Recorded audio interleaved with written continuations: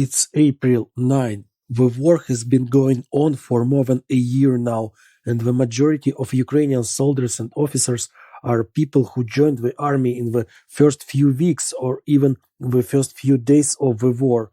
I'll remind you that I myself joined the army on the second day of the full-scale Russian invasion of Ukraine, and there were hundreds of thousands of people like me. For each of us, this has been the toughest year of our lives. We all dream of going home.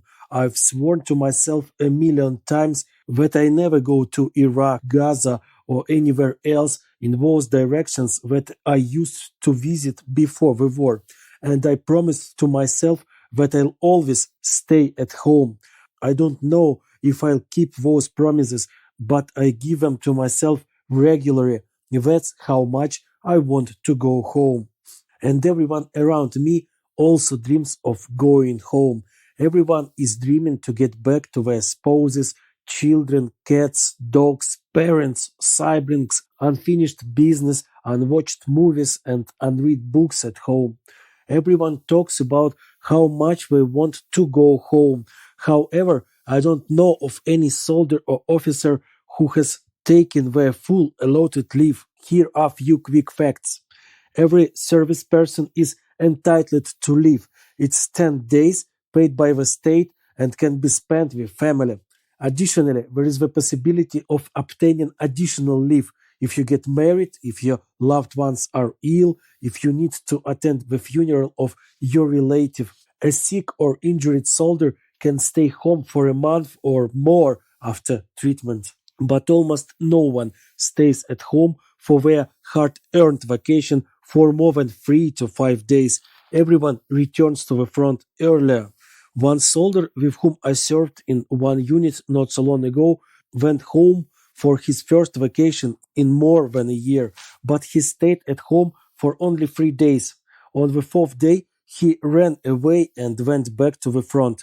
He ran away early in the morning when his wife was walking the dog. Later, he told his comrades, I ran away and I did not say anything because I did not want to upset her. The guys joked in response, who her, wife or dog? And he answered quite seriously, both. Both of their hearts break when I leave.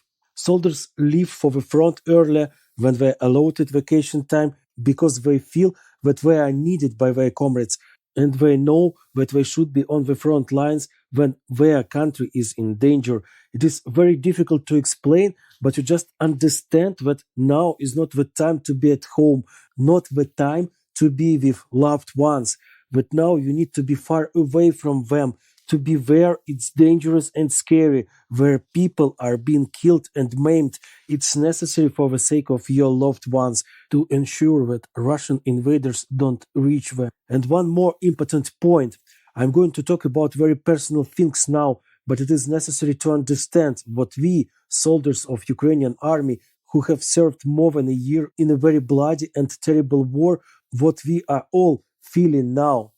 I came home about a month ago for my daughter's birthday. I spent several wonderful days at home. I walked with my daughter, went to cafes with my girlfriend, slept on a soft warm bed, and my cats slept on my pillow near me. But those few days came to an end, and I left back to the front, accompanied by the tears of my daughter and girlfriend, under the mournful looks of my friends and neighbors. Those days at home were like days in paradise that were teased to me, and when I was thrown out of it. During the war, it turns out that the more meetings means more farewells, and these farewells are absolutely unbearable, simply inhuman. And I understand those who refuse to go home at all because the joy of the meeting of loved ones turns into the terrible pain of parting in just a few days. I don't want to end on such a sad note. Let me tell you something good. My daughter is finishing school in a few weeks. She'll have a celebration, a prom night. A few days ago, she wrote to me that she bought beautiful shoes for this celebration, and now she's choosing a dress.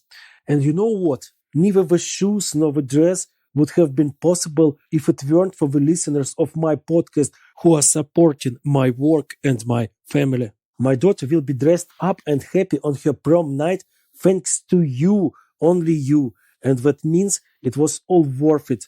Thank you.